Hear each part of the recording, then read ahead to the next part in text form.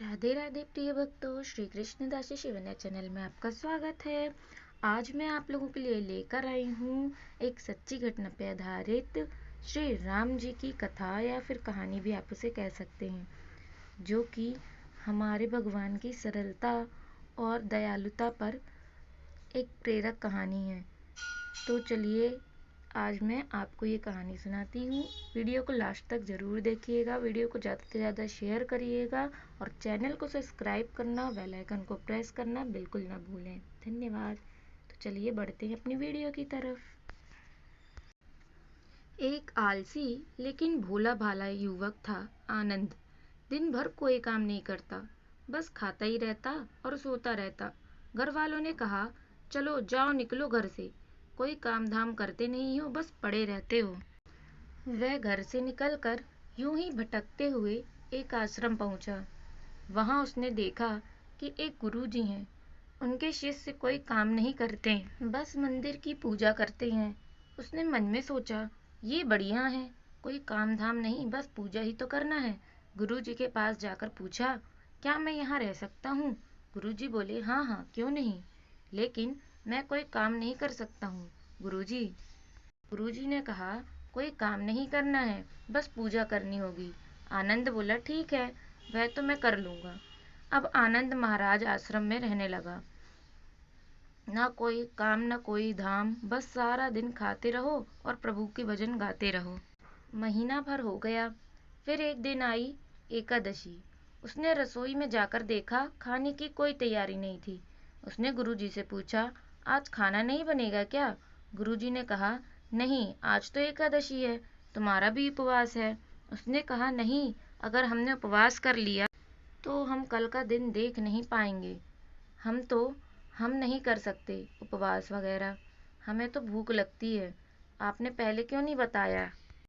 गुरुजी ने कहा, ठीक है, तुम ना करो उपवास, पर खाना भी तुम्हारे लिए कोई और नहीं बनाएगा, तुम खुद बनाओगे। मारता क्या ना करता बेचारा। गया रसोई में। गुरुजी फिर आए, देखो, अगर तुम खाना बना लो तो राम जी को भोग जरूर लगा लेना और नदी के उस पार जाकर बना लो। रसोई ठीक है, लकड़ी, आटा, तेल, घी, सब्जी सब लेकर आनंद महाराज चले गए।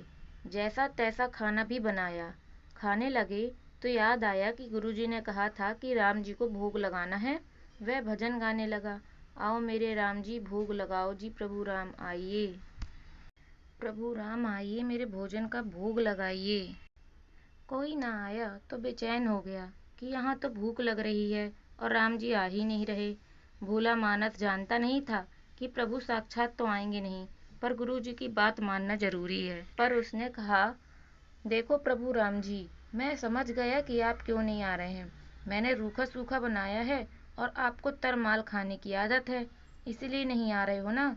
तो सुनो प्रभु, आज वहाँ भी कुछ नहीं बना है, सबकी एकादशी है, खाना हो तो यह खा लो। श्री राम अपने भक्त की सरलता पर बड़े मुस्कुराए और माता सीता के साथ प्रकट हो गए। भक्त असमंजस में, गुरुजी ने तो कहा था कि राम जी आएंगे, पर यहाँ तो माता सीता भी आई हैं और मैंने तो भोजन बस 2 लोगों का बनाया। चलो कोई बात नहीं, आज इन्हें ही खा लेने देते हैं। बोला, प्रभु मैं तो भूखा ही रह गया, लेकिन मुझे आप दोनों को देखकर बड़ा अच्छा लग रहा है। लेकिन अगली एकादशी पर ऐसा ना करना, पहले बता देना कि कितने जन आ रहे हैं, और हाँ, थोड़ा जल्दी आ जाना। राम जी उसकी बात पर बड़े मुदित हुए, प्रसाद ग्रहण करके चले गए। अगली एकादशी तक यह भोला मानस सब भूल गया। उसे लगा प्रभु ऐसे ही आते होंगे और प्रसाद ग्रहण करते होंगे। फिर एकादशी आई। गुरुजी से कहा, मैं चला अपना खाना बनाने, पर गुरुजी थोड़ा ज़्यादा अनाज लगेगा, वहाँ 2 लोग आते हैं। गुरुजी मुस्कुराए, भूख के मारे बावला है, ठीक है ले जा और अनाज ले जा। अब की बार उसने 3 लोगों का खाना बनाया। फिर गुहार लगाई, प्रभु राम आइए, सीताराम आइए, मेरे भोजन का भोग लगाइए। प्रभु की महिमा निराली है। भक्त के साथ कौतुक करने में उन्हें भी बड़ा मजा आता है। इस बार वे अपने भाई लक्ष्मण, भरत, शत्रुघ्न के साथ पहुंचे और साथ में भक्त हनुमान को भी लेकर आ गए। ये क्या हुआ, एक का भोजन बनाया तो 2 आए, आज 2 का खाना बनाया, ज्यादा बनाया, पूरा खानदान आ गया। लगता है आज भी भूखा ही रहना पड़ेगा। सबको भोजन लगाया और बैठे बैठे देखता रहा। अनजाने ही उसकी भी एकादशी हो गई। फिर अगली एकादशी आने से पहले गुरुजी से कहा, गुरुजी, ये आपके प्रभु राम जी अकेले क्यों नहीं आते? हर बार कितने सारे लोग ले आते हैं। इस बार अनाज ज़्यादा और ज़्यादा देना। पर गुरुजी को शक हुआ। उन्हें लगा कहीं ये अनाज बेचता तो नहीं, मुझे ही स्वयं जाकर देखना पड़ेगा। भंडार गृह में जाके कहा, इसे जितना अनाज चाहिए दे दो, और उससे छुपकर देखने चले पड़े। इस बार आनंद ने सोचा, खाना पहले नहीं बनाऊंगा, पता नहीं कितने लोग ले आए, पहले बुला लेता हूँ फिर बनाता हूँ। फिर टेर लगाई, प्रभु राम आइए, श्री राम आइए, मेरे भोजन का भोग लगाइए। सारा राम दरबार मौजूद हो गया। इस बार तो हनुमान जी की साथ ले आए, लेकिन ये क्या, प्रसाद तो तैयार ही नहीं है।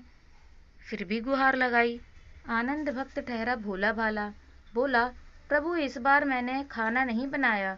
प्रभु ने पूछा, क्यों? बोला, मुझे तो मिलेगा है नहीं, तो फिर क्या फ़ायदा मुझे भोजन बनाने का, आप ही बना लो और खुद ही खा लो। राम जी मुस्कुराए। सीता माता भी गदगद हो गईं उसके मासूम जवाब से। लक्ष्मण जी बोले, क्या करें प्रभु? प्रभु बोले, भक्त की इच्छा है तो पूरी तो करनी पड़ेगी, चलो लग जाओ काम से।